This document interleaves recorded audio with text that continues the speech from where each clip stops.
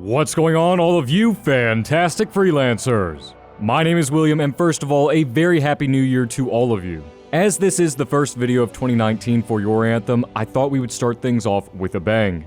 As many of you have noticed, we have been covering a lot of questions you and the wider Anthem community have been asking pretty frequently lately, or issues with the game that we have been addressing to the best of our abilities. In today's video, we are going to be keeping that train rolling by discussing Anthem's viability as a solo game and solo experience, despite the game's emphasis on strong alone, stronger together. As pretty much anyone knows, BioWare is renowned in the gaming industry for its immersive worlds, incredible narratives, and it just so happens a staple for most of their games in the past has been primarily single-player, with the rare exceptions such as SWTOR. But the key thing to focus in on here is the single-player aspect for BioWare's games. Games like The Old Republic, Mass Effect, and Dragon Age, amongst others, truly stood out as games focusing on your story, and how it would impact the world and those around you. However, with promises from the beginning that Anthem would always be online, a multiplayer squad experience without solo instances, and the departure from companions to be replaced by other players, many feared that this would be the end of the single-player narratives and single-player gameplay that fans have grown to love and expect from BioWare. Now obviously, many of these points have been addressed by interviews with the developers, responses on Twitter, or discussions had on this and other Anthem-focused channels. One of these points that was addressed emphasized the importance of your story's impact on the world through the privately instanced Fort Tarsus, where you would be able to see how your actions and decisions determine the fate and relationships of those around you. Not to mention the reassurance that Anthem will have a rich story, lore, codex, and so much more that will be fully fleshed out at launch, unlike other games of the similar genre that have been a staple across all of BioWare's previously successful franchises and IPs, but with Anthem having an emphasis on our world, your story.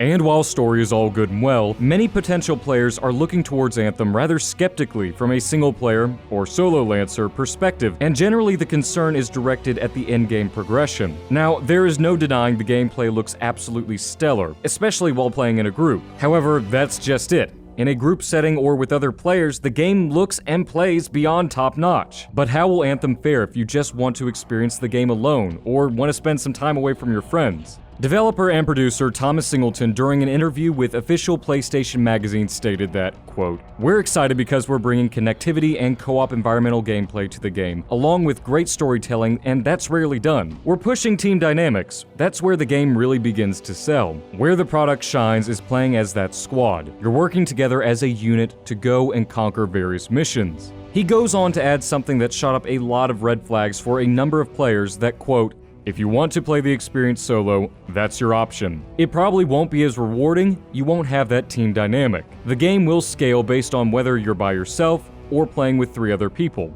So let's break it down. Can Anthem be played from start to endgame completely or as close to possible by yourself, and can it be as enjoyable alone despite Thomas's interview? Let's dive in and find out. One thing that you will have to get over from the very start is that you will always be instanced with at most 3 other people if you decide to go into free play. If that is already an issue for you, hear me out. From what we have been shown as far as Anthem's map size is concerned, it is beyond massive and will only get larger, I imagine, post-launch. Take for comparison, one of our good buddies and fellow Anthem content creators, Yukumio, made a map that compares Anthem's currently known map size to the EDZ in Destiny 2. With a map that large, and from what we have experienced so far, you will rarely run into another freelancer in the open world. In addition, there will not be any tethering of any sort so long as you are not grouped up with the people in your instance. So if you so desire, you can venture to the total opposite side of the map from everyone else should you so please without an issue in the slightest.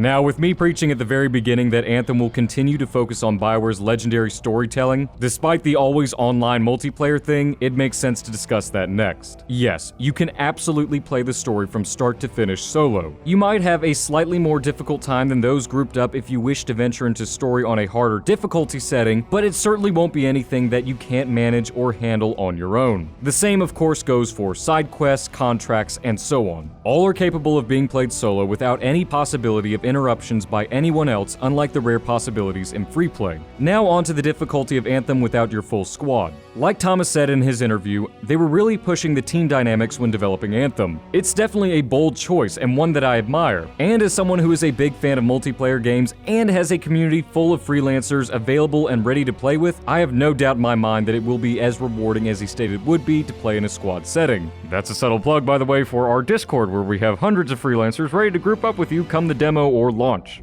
Since the topic of the video is solo play, can you play every difficulty and still have a rewarding experience? Abso-freaking-lutely! It may be just a little bit more difficult, but it is possible to play from the easiest setting to Master Mode to Grandmaster 1 through 3, all by yourself. How is that possible with Anthem focusing so heavily on team play? Well, that's where we segue into the actual gameplay, gear, and combat aspects of solo play. First and foremost, of course, Anthem will scale up or down the number of enemies in your solo mission or quest based on the number of players in your party to at least make the solo experience possible and not frustrating. Another rather large gameplay mechanic to factor in is the combo system, which has been a predominant feature and sets it aside from other games in the looter-shooter genre. Though, for the most part, the combo system has been seen in a group setting, with one javelin priming the target with the other detonating it, which deals serious damage to enemies and can turn the tide of the fight rather quickly. But what about as a solo player?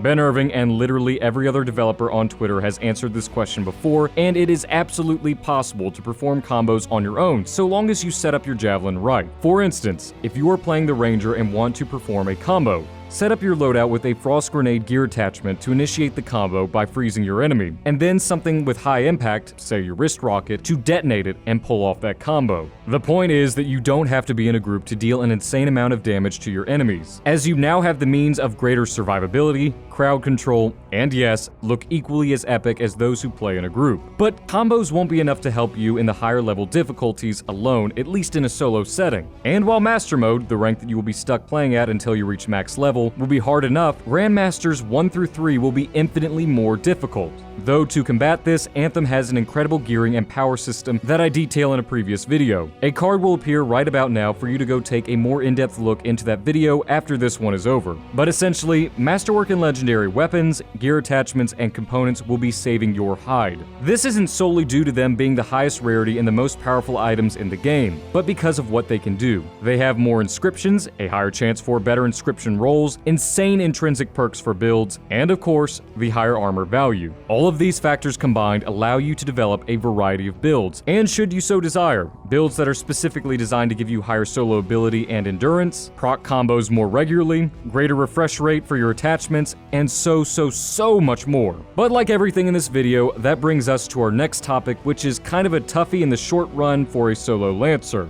That topic being the endgame. As many of you are no doubt aware, the whole point of a looter shooter after the main campaign is completed for many players is the grind for the most powerful gear to tackle the most difficult endgame activities and or the higher difficulty settings such as Grandmaster ranks 1 through 3. These of course being the best ways to get the best gear in the game aside from the legendary contracts, which at this time we really don't know too much about, but for you solo Lancers, as far as we know right now, they can be completed solo. Strongholds on the other hand have been a significant gripe for solo Lancers for a while now, primarily because they can't be played alone. That doesn't mean that you have to have friends for them though, as matchmaking will group you up with 3 others to complete the stronghold, which most will take about 45 minutes to an hour. So I think that you can stomach that teamwork if you really want that endgame loot to drop at a higher consistency than you would in free play. So no, there is no way to do this activity solo, which I know is upsetting, but there had to be something in Anthem that had to be a squad-only mechanic. And in all fairness, when has a game of this genre in the last decade to do an endgame dungeon at the skill ceiling that is on par with your own? But that's beside the point. If you don't want to experience Anthem at all with other people, that's fine. There are other ways to acquire the endgame loot, which is again detailed in length in that carded video.